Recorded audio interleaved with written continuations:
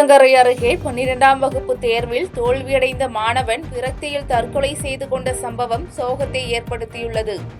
கிருஷ்ணகிரி மாவட்டம் குப்பநத்தம் கிராமத்தைச் சேர்ந்த வேலாயுதம் என்பவரின் மகன் மௌனிஷ் பாவக்கல் அரசு மேல்நிலைப் பள்ளியில் 12ஆம் வகுப்பு படித்து தேர்வு எழுதியிருந்தார். தேர்வு முடிவுகள் வெளியான நிலையில் மௌனிஷ் ஒரு பாடத்தில் தேர்ச்சி பெறாது தோல்வியடைந்தார். தேர்வில் தோல்வியடைந்ததன் காரணமாக மனமுடைந்த மௌனிஷ் மாமரத்தில் புடவையால் தூக்கிட்டு தற்கொலை செய்து கொண்டார். இதுகுறித்த தகவலின் பேரில் சம்பவ இடத்திற்கு வந்த சிங்காரப்பேட்டை காவல் நிலைய போலீசார் உயிரிழந்த மாணவரின் உடலை கைப்பற்றி பிரேத பரிசோதனைக்காக ஊத்தங்கரை அரசு மருத்துவமனைக்கு அனுப்பி வைத்தனர். தொடர்ந்து போலீசார் இதுகுறித்து வழக்கு பதிவு செய்து விசாரணை மேற்கொண்டு வரும் நிலையில் இந்த சம்பவம் அப்பகுதியில் பெரும் சோகத்தை ஏற்படுத்தியுள்ளது.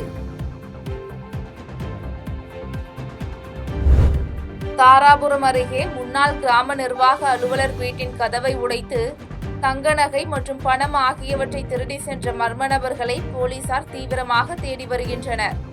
திருப்பூர் மாவட்டம் தாராபுரம் பொள்ளாச்சி சாலையில் உள்ள ஸ்ரீவார் கார்டன் பகுதியைச் சேர்ந்த சுப்புரத்தினம் பெரியபுத்தூர் கிராம நிர்வாக அலுவலராக பணியாற்றி ஓய்வு பெற்றவர். இவர் தனது மனைவி பாலாமணியுடன் குண்டடம் பகுதியில் உறவினரின் துக்க நிகழ்ச்சியில் கலந்து கொள்வதற்காக சென்றுவிட்டு இரவு வீடு திரும்பிய போது வீட்டின் முன்பக்க கதவின் பூட்டு உடைக்கப்பட்டு இருப்பதை பார்த்து அதிர்ச்சி அடைந்துள்ளனர். இதனைத் தொடர்ந்து வீட்டிற்குள் சென்று சோதனை செய்தபோது பீரோவில் இருந்த 22 பவுன் தங்க வைர நகைகள், ரொக்க பணம் மற்றும் குத்து விளக்குகள் ஆகியவை கொள்ளையடிக்கப்பட்டது தெரியவந்தது. இதுகுறித்த தகவலின் பேரில் சம்பவ இடத்திற்கு வந்த தாராபுரம் காவல் நிலைய போலீசார் வழக்கு பதிவு செய்து கைரேகை நிபுணர்கள் உதவியுடன் தீவிர விசாரணை மேற்கொண்டு வருகின்றனர். காங்கிரஸ், விசிக, கம்யூனிஸ்ட் கட்சிகள் திட்டமிட்டு விஜயை ஏமாற்றுவதாக நாகர்கோவிலில் இந்து மக்கள் கட்சி தலைவர் அர்ஜுன் சம்பத் தெரிவித்தார். கன்னியாகுமரி மாவட்டம் நாகர்கோவிலில் இந்து மக்கள் கட்சி தலைவர் அர்ஜுன் சம்பத் செய்தியாளர்களை சந்தித்தார். அப்போது திமுக ஆட்சியை அகற்ற வேண்டும் என்ற ஒற்றை நோக்கத்தோடு என்டிஏ கூட்டணிக்கு ஆதரவாக இந்து மக்கள் கட்சி செயல்பட்டது என்றும் இந்த ஒற்றை நோக்கத்திற்கு வெற்றியை தேடி தந்த மக்கள் தாவேகா என்ற புதிய கட்சி மூலம் ஜோசப் விஜய்க்கு வாய்ப்பு கொடுத்துள்ளதாகவும் தெரிவித்தார். தொடர்ந்து காங்கிரஸ் கட்சி தங்களுடைய சுயநல அரசியலுக்காக ஜோசப் விஜயை தங்கள் கட்டுப்பாட்டுக்குள் கொண்டு வருவதாக குற்றம் சாட்டிய அவர், திமுக கூட்டணியை எதிர்த்து காங்கிரஸ் தாவேகாவுடன் சேர்ந்துள்ளது முதுகில் குத்தும் அரசியல் என கடுமையாக சாடினார். மேலும் இன்று திமுக முதுகில் குத்திய காங்கிரஸ் கட்சி நாளை தாவேகா முதுகிலும் குத்தும் என விமர்சித்த அவர், காங்கிரஸ், விசிக, கம்யூனிஸ்ட் கட்சிகள் திட்டமிட்டு விஜயை ஏமாற்றுவதாக கருத்து தெரிவித்தார். இவர் ஜெயிச்ச உடனே மத்திய அரசாங்கத்தினுடைய ஆதரவை கேட்டிருக்கிறார். அவர் எல்லா கட்சியும் அணுகி இருக்கிறாரு.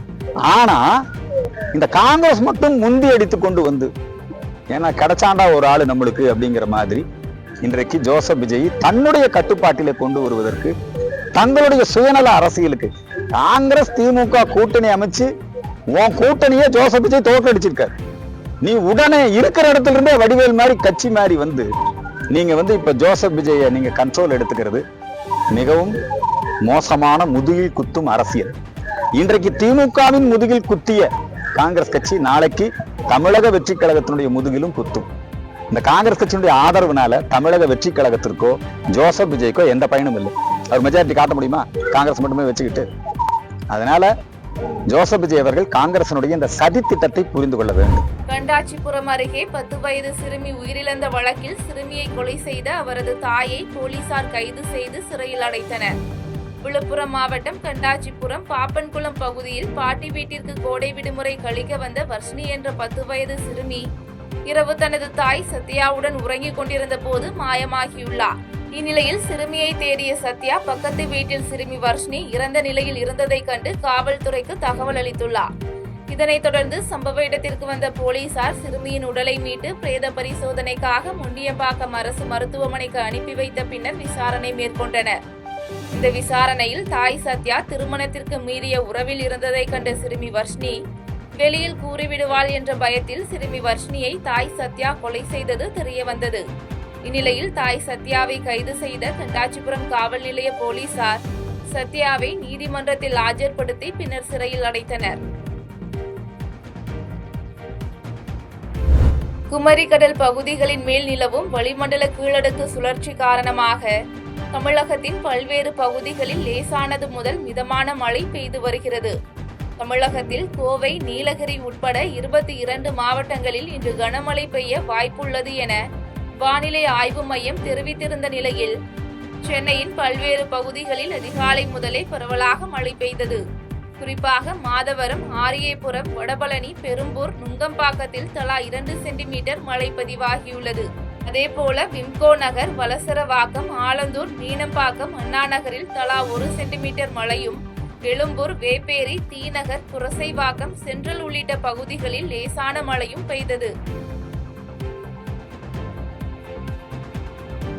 செய்திகளை உடனுக்குடன் தெரிந்து கொள்ள கீழ்கண்ட கேபிள் மற்றும் டிடிஎச் நெட்வொர்க்குகளில் எம்நாடு செய்தி தொலைக்காட்சியை காணுங்கள். பாதகம் செய்பவரை கண்டால் நாம் பயம் கொள்ளலாகாது பாப்பா. மோதி மிதித்துவிடு பாப்பா, அவர் முகத்தில் உமிழ்ந்துவிடு பாப்பா. அண்மை செய்திகளை உடனுக்குடன் தெரிந்து கொள்ள இணைந்திருங்கள் எம்நாடு தொலைக்காட்சியுடன்.